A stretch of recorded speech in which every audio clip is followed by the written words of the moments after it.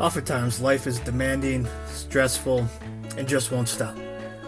When needing to take a break, we like to light up the charcoal and crack open a cold one. The Grilling to Get Away podcast is an ongoing conversation about all things barbecue and grilling, from our backyard to yours. So if you sometimes don't know what the heck you're doing, if you like to learn, and if you don't take yourself too seriously, you're in the right spot. Hey, what's going on, everyone? This is Greg, your co-host to the Grilling to Get Away podcast. I'm here with my buddy. What's happening, everyone? This is Ben. Ben, how are you? Great, man. It's good to see you. It's good to see you too, man. Just spent 3 days in central Wisconsin together. 4 almost. 4 days, yeah. We were out there quite a bit. Yeah. And now I get to see you again. Yep. It took 24 hours off, and now we're back at it. Back at it, man. Yeah, it's the life of a carny. Carny, yeah. That's good way to put it. Yeah. A meat carny. I like to think we're one step above the carnies, but they sometimes. probably make more money than we do on those days. You know what I mean? Probably, Especially man. how much they charge for rides nowadays. Jeez, yeah. Man, I know I can't afford it. I can't either. And I don't know what you're paying me. I'm not. Exactly. Yeah. That's my point. Paying with friendship. The gift that keeps on giving. Yeah, well. Every day. See how lucky you are, Yeah, man? I know. See how lucky you are? Yeah. I'll take that to the bank and tell.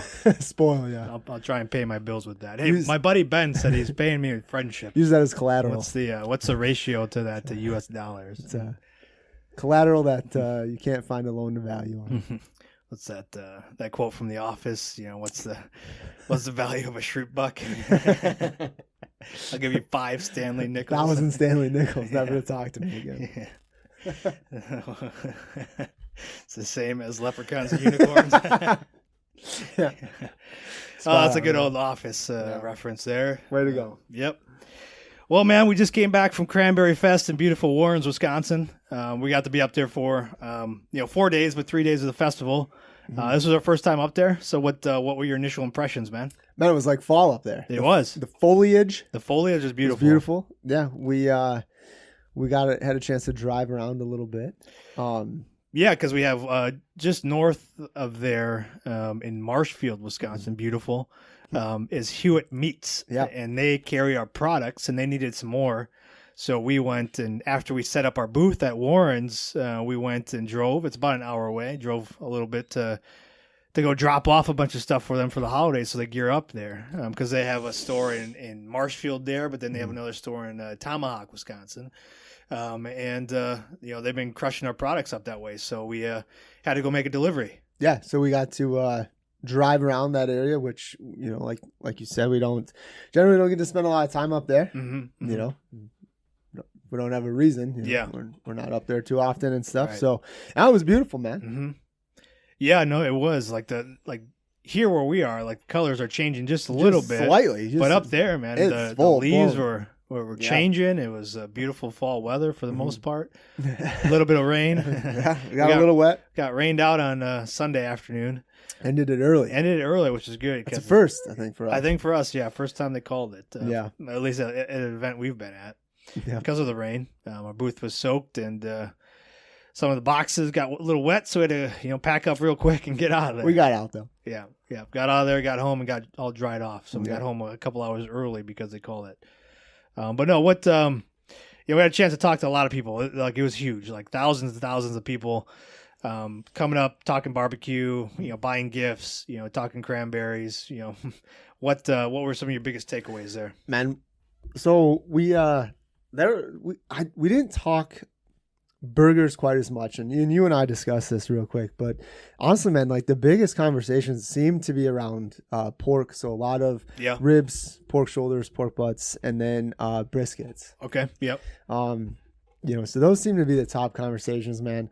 One of my favorite conversations that we got to have was with a guy from Louisiana. Oh yeah. Yeah, and he started. It's always the guys from the South, isn't it? yeah. Just like, what was that? The Walworth County Fair. County Fair with the stew. The stew, yeah. Something stew, yeah. He was telling us about. But this one, go ahead. This was awesome. So he had an accent, a real thick accent and stuff. So, so at first I didn't understand what he was saying, but he asked me if we'd ever had Nutria Nutra. Yeah, so it was Nutra. Yeah. Nutra. And basically called it a swamp rat. A swamp rat, yeah. That's pretty much what he called it. And I said, I'll be honest, no. Yeah, I never had it. Never heard of it. Yeah. Never heard of it. And his exact words were, "Oh man, it's good eating." Mm-hmm, yeah. Good eating. So, something to try.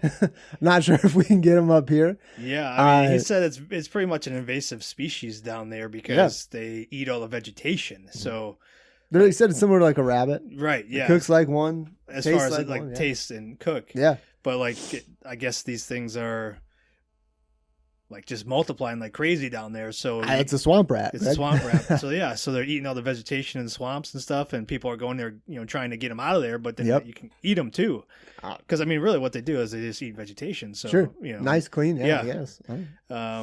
But he says that it's almost like a delicacy now. What did he say, man? He said that in New York, they're selling them at restaurants. Yes, and like $10 a tail. $10 a tail. $10 a tail is what he said. It went up from 8. I thought it was 6. Six, right? It was a good. It was a jump, man. Either way. So inflation. Yeah. On the Nutra. So you're going to hear it first here in Wisconsin. Nobody's talking about Nutria except for us. But he says it cooks like a rat. He says like a rabbit. A rabbit. Sorry, it's swamp rat, but cooks like a rabbit. It tastes like a rabbit, I guess. Mm-hmm. He said they have some a little less greasy, I think. Yeah. But I mean, rabbit's usually pretty like lean. Yeah. Right. And he said there's some glands in there too. Oh yeah, up by the armpits. By the armpits. Yeah. Make sure to take those out of there. Cut those out, because he said if you don't cut those out and you cook it, it's going to ruin it for you. It's going to ruin it. Yeah. So grill tip from Ben: take out the glands from the Nutria when you get it and you try it. Your swamp rat. Yeah, your swamp rat stew. Yeah. But he talked about coon. Yeah, we were talking about So he asked me if I'd ever have that, and I said no, sir, I haven't had that either. So, I mean that was an interesting conversation, man. It was. I mean that one stands out. It does about something different that we hadn't heard from him. And he was up in Wisconsin because he travels for work. And that's how, but he obviously goes back home and, filled us in on some of the stuff that he was seeing and hearing and stuff. It sounds like he just goes out there and just shoots them and cooks them. Mm-hmm. So. Yeah, man. So it's awesome. Yeah. I mean, that's great. We should go on a Nutria hunting. We should. Craig. Pencil us in. Yeah, man. I'm just trying to look it up here real quick, see if there's anything else we're missing about the swamp rats. But here we go. No, it's Nutria. So Nutria. He spelled it with an A. Yeah. So it looks as a large herbivorous semi-aquatic rodent. So sounds delicious. Yeah. How does it look? I mean, it looks like a giant rat. Yeah. It's got some whiskers here. It kind of almost looks like a beaver almost type. Okay. With like a rat face, I guess you could say. Ooh. Delicious swamp rats. So plenty of recipes come up right away. Oh, good. Okay. Yeah. Well, there you go. Yeah. Well, what's the tail like? Is it like a rat tail, or is it more designed for swimming or anything like that? Yeah, I mean, it's kind of more. It looks like it's designed for swimming. Okay. It's kind of small too. Oh, all right. Oh, these things are huge. Oh, this guy's carrying one. It's like the size of a small dog. Wow. Man, that's huge.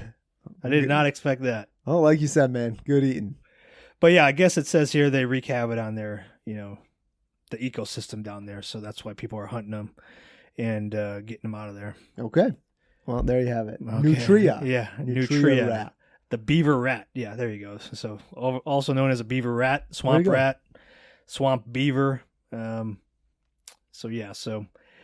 there you go. If you're ever looking for something new to try, we'll have to tell our boys over at Rosamond's to try and get them a Nutria. So they'll find it. They know people. So yeah. Well, all right, man. Well, that was cool. That was an interesting story. Anything else stands out to you that we talked about?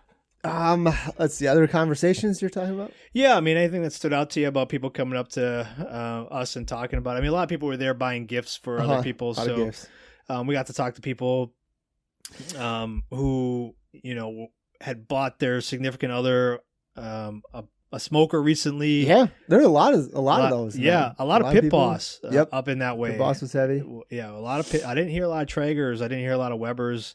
Pit Boss seemed to be the heavy kind of go-to up in that area. Yep. Let's see, man. No one really brought up. I mean, I know it was Cranberry Fest, but no one really brought up using like cranberries or anything like that for like cooking wise, or smoking and stuff. We did talk to a guy about.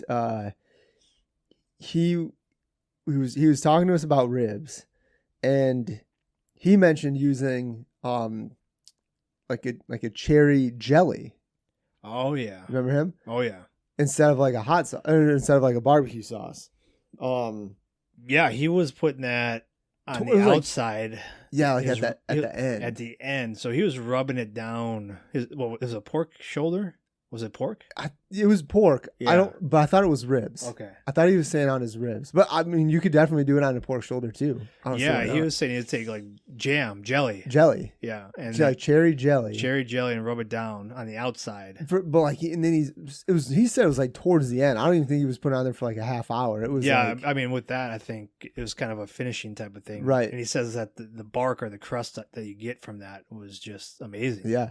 That's what he told us. I'd never done that before. No, I've never even thought about it, to be honest with you. I imagine like it's like sounds good. Jam or jelly is full of sugar, sure, right? Natural sugars. I mean, you're probably talking like 15, 20 minutes max before. Yeah, you're going to caramelize it real nice. Try not to burn it, obviously. Right. I mean, because you're not wrapping it, right? Right. Like, at that point, you're going to unwrap it and put all this on there and then put it back on there, let it crisp up a touch. And yeah. I like the idea. I love it. I think you get a good flavor from that. Yeah. Especially on pork, like if you do like a cherry on a pork or whatever, you get nice flavor. And he said he gets amazing bark from it. Mm-hmm. So I'm one option to try. Another thing to try. I'd probably do it on ribs over like a shoulder or something. You could try it on your Nutria when you get your Nutria. Perfect. Nutria. Perfect. I think that one I'll first try just plain. Okay. Yeah. Get the flavor down. Yep. So your palate is used to it. And then decide. Smart. Maybe cut it in half. Yeah. Smart. So I'm always thinking. Yeah, you are. That's for sure. But no, man, I love the idea of using like a jelly like that. I never would have thought of it. It sounded like he kept it pretty simple though. Like he kind of used like a sweeter rub. Yeah. Cooked it how you would normally cook it. Nothing crazy. Wrap. Honestly, I think he said, man, Greg, what didn't he say?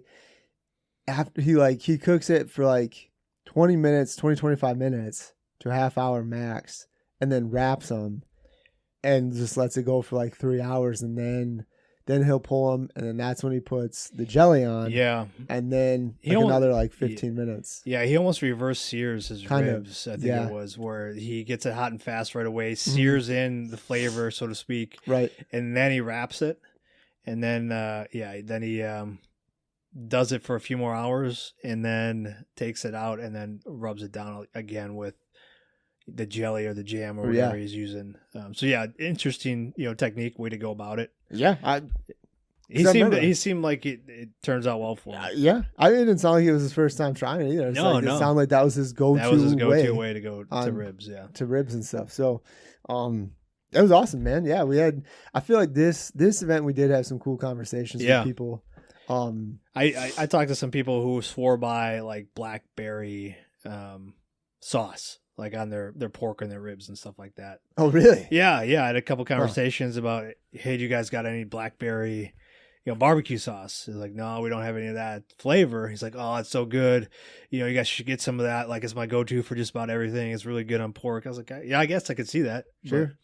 But, that stood out to me. A few people asking about that. I mean, why don't you rub it down with applesauce too? Yeah, right. I don't know. Sure. But nobody asked me about that. Okay. They didn't ask me about any applesauce. Yeah. No, I mean, the fruity flavors that make sense on pork. Yeah. Like those, I could see it. Blackberry sounds good. I could see that. Yeah. Even using like a peach or something. Like a nectarine. Sure. I don't know, man. I like the idea of the jelly. I mean, with the sugar and stuff, I'm sure it caramelizes. Like that's one though. When you're doing, I'm sure you have to watch real close because that can turn on you real fast. Yeah. Anything else that surprised you or that stands out from kind of our weekend up in Warrens, Wisconsin? That stands out. Let's see. They had Cranberry Jubilee made in a big container. Yeah, it's like a big old, like a giant, like a pool, like a giant, kiddie pool. Kind of, yeah, but it was like steel. It was like a steel one. Yeah, it was like, and it had like multiple people stirring this thing up. Yeah. Delicious. We didn't try it, but people were crushing it. Yeah, saw a lot of it. A lot of ice cream, a lot of cheesecake on the stick. Cheese curds, pickles, pickles and cheese curds were the top sellers. We didn't have too many people ask us if we had a cranberry sauce, which surprised me. No, this was Cranberry Fest. I did see one or two other folks that did have like cranberry, like our friends over at Croy Valley. They have a cranberry sauce. But would you use that? I think so. Like if you're getting into the holidays here, like Thanksgiving, where cranberries are a big one. I mean, cranberries are good on pork. They're great on turkey. Like why not? But would you use a sauce like that on your turkey? I just told you. Why not? You've never sauced your turkey before? No, I haven't. But I could see how you would use something like that. Okay. Would you try and kind of like use it like to inject in there or anything? No. Let's talk about it. No. Would you just put it on the outside then? Or as a dip. A dip. Okay. On the side. I could see that, man. Like if you did, even just putting that on top of like some cream cheese, man. Like cream cheese. There you go, man. That's what I would. I wouldn't use on like turkey or anything. Yeah, that's the go-to, man. Like a little bit of cranberry and cream cheese. I think cream cheese. Oh, that'd be delicious. Yeah, on some crackers as a nice appetizer. Thanksgiving, Packers, Lions. Woo. Oh man, Packers about to get stuffed like Thanksgiving. Okay. Yeah, here we go. All right. One good year and here we go. Okay. All right. I'll take what I can get, man. I'm not sorry. So, yeah. No, man, what else? Let's see. What else do we talk about with people up there? Let's see. There are tons of people, like, there are like tons of girls' trips. People on girls' trips. Yep. They make a weekend of it. A whole weekend, yeah. Yep. Starting off early Friday morning. Yeah. Let's see. I don't know, man. We talked a lot of brisket. The consensus seemed to be like, I would ask people like, well, what do you like to do? Because they asked me like, well, what do you put on brisket? And I would tell them like, look, you're paying enough for the meat. Let the meat do the work, right? Yeah. Like, if you get a good cut of brisket. Yeah, I want to taste the brisket. I don't want to, I don't want to bog it down with a bunch of other stuff. That's just my personal preference. Yeah. Some cracked black pepper, a little garlic, and maybe some cracked, some kosher salt or something. Yeah. Yeah. I don't think it needs much. Right. Going heavy on the pepper. I like that. But that seemed to be kind of like how people preferred it too. So I was excited about that. Yeah. Keeping it simple. Yeah, like I said, I mean, I think people like that too. That answer, like, yeah, well, let the meat do the work, right? Like, right. You're paying enough for it. Yep. So, a lot of brisket. Talked to one guy, Greg, and he talked to me about using a fork. And you almost kind of like scraping it and putting like almost kind of like cross hatches in it. On the brisket? On the brisket. Okay. So I didn't ask about like, okay, well, it didn't make sense to me if you're doing this like on the fat cap, right? Like so you're going to cut that off. But like, I think it's more on like the meat side, scraping it about like a quarter of an inch.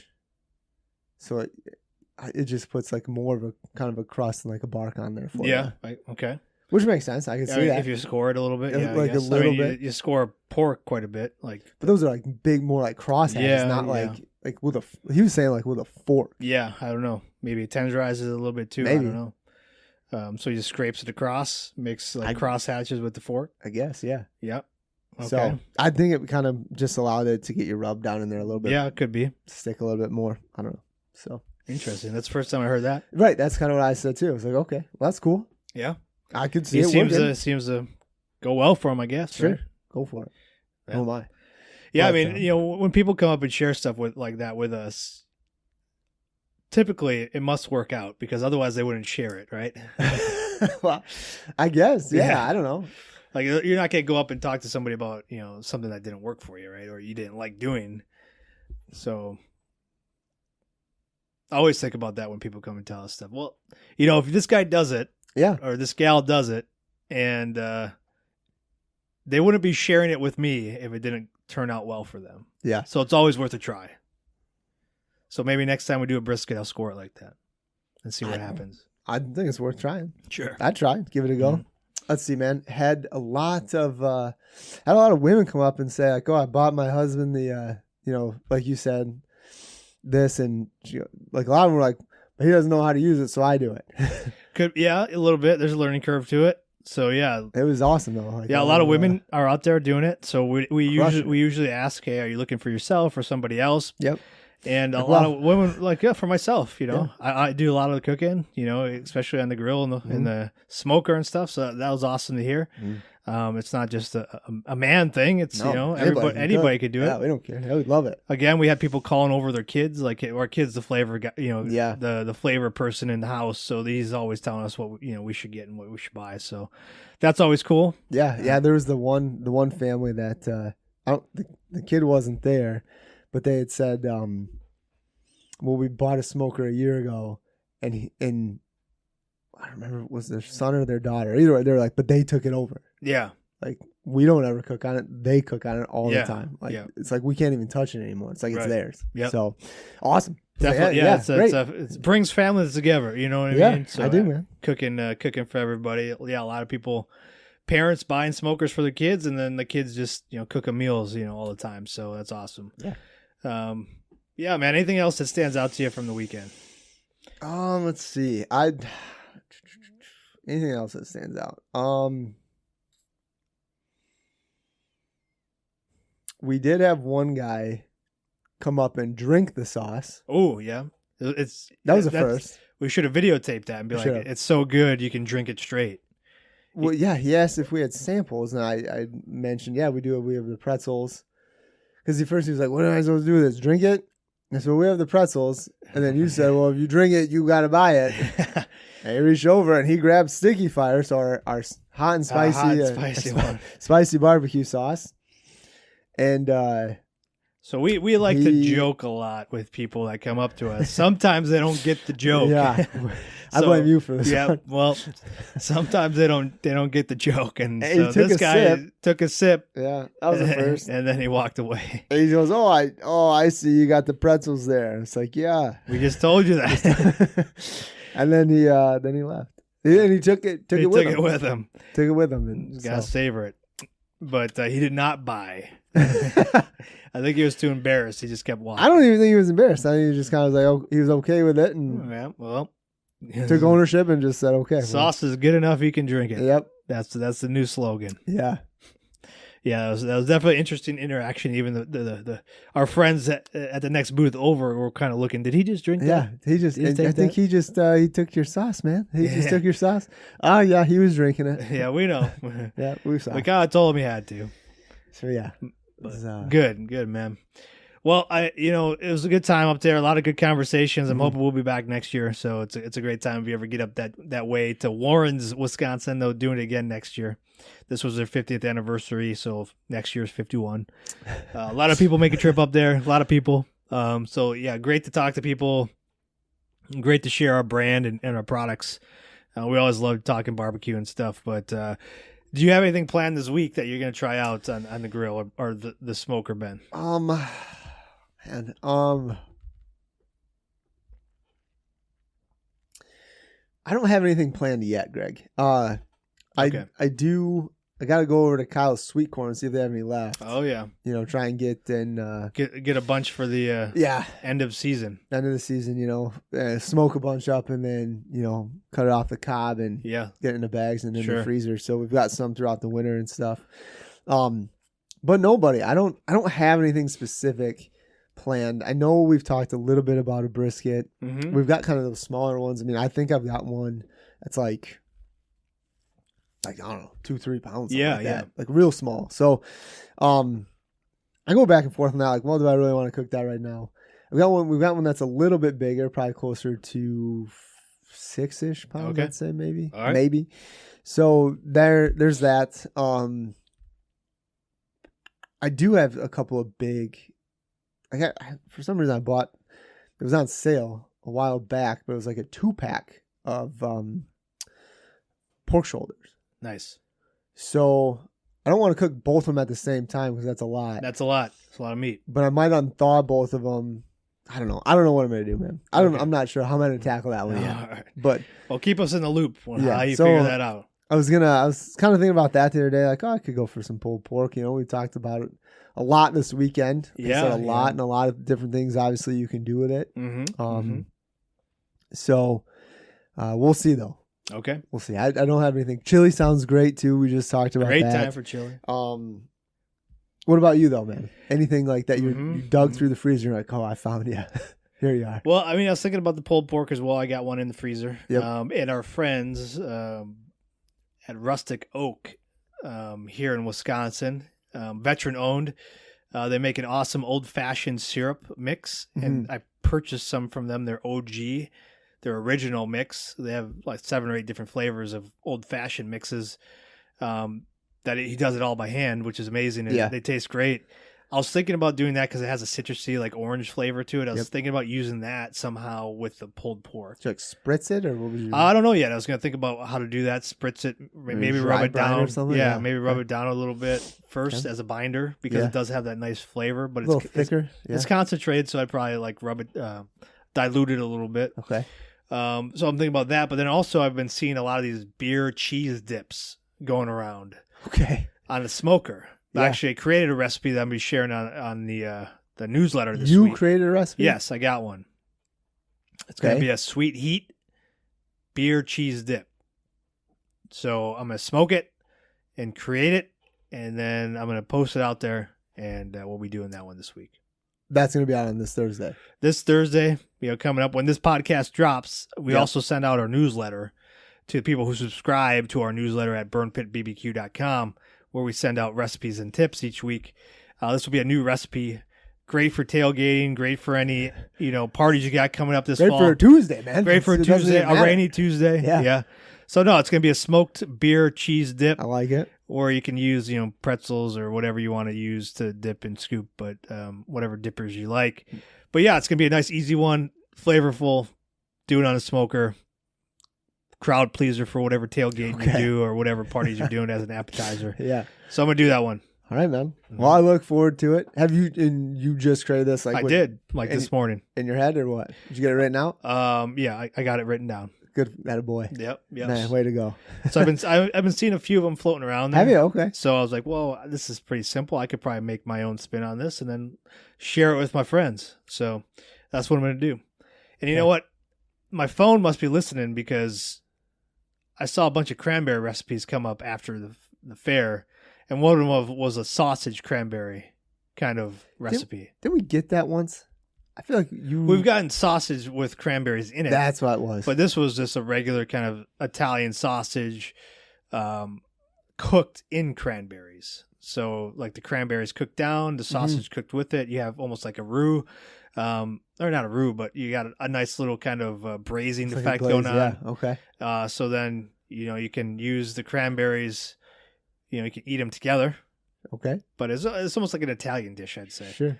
Where you kind of cook them together and it kind of boils it a little bit. You get a little moisture in there and then look good. But, that might be for another time. But this week I'm going to be focused on that beer cheese dip. Beer cheese dip. Smoke it. Put a little bit of sweet heat in there, and it's going to be a great crowd pleaser here. So if you're not subscribed to our newsletter, go out and subscribe, because that's how you're going to get these recipes. You know what I mean? Yeah. So I'll just plug that. I'll have to subscribe. Yeah, I know. Yeah, I know you don't even read them. There we go. Yeah. There we go. Probably don't even listen to the podcast either. I'm talking the podcast. All right, well. All right, man. It's good to see you. Good to see you too. We spent a lot of time together. It's coming up on the holidays, so we're gonna spend even more time together because this is when peak season for us. Q4, people are buying gifts, people are talking barbecue, and we're happy to be here doing it. So next event we got coming up is October 14th at the Twins Flowers in New Berlin, going back to the original spot where we first kicked off the business selling our products. So we're always happy to make it back that way. So Twins Flowers in New Berlin on October 14th. We'll be out there selling our stuff. And if you need gifts, you need products, come on out and see us. Yeah, want to say thank you also to everybody that came up and talked to us at Cranberry Fest, purchased our products, even just came and talked to us or told us, oh, I got you guys' stuff. It's awesome. We love it. Yep. But I was, we're always grateful to hear that. Oh yeah. Again, I mean, we do this because we love barbecue. We're passionate about it. We love hearing how passionate other people are, and like, again, just getting to talk about like Nutria, stuff like that, man. Like, I mean, it's always a good time. Yeah. Like, you never know. We learn so much when we go and talk to people. So. Yeah, thanks again so much to everybody that continues to share and like the podcast as well. We continue to grow because of you. So if you enjoy the podcast, if you find some value from it, please share with your friends or people that you know that might be grilling and barbecuing. But yeah, thanks to everybody that continues to support us in what we do, trying to bring communities together over barbecue. But yeah, until next time, try and get out there and grill. Absolutely. Take advantage of it. Yeah. All right, everyone. Take it easy. Cheers.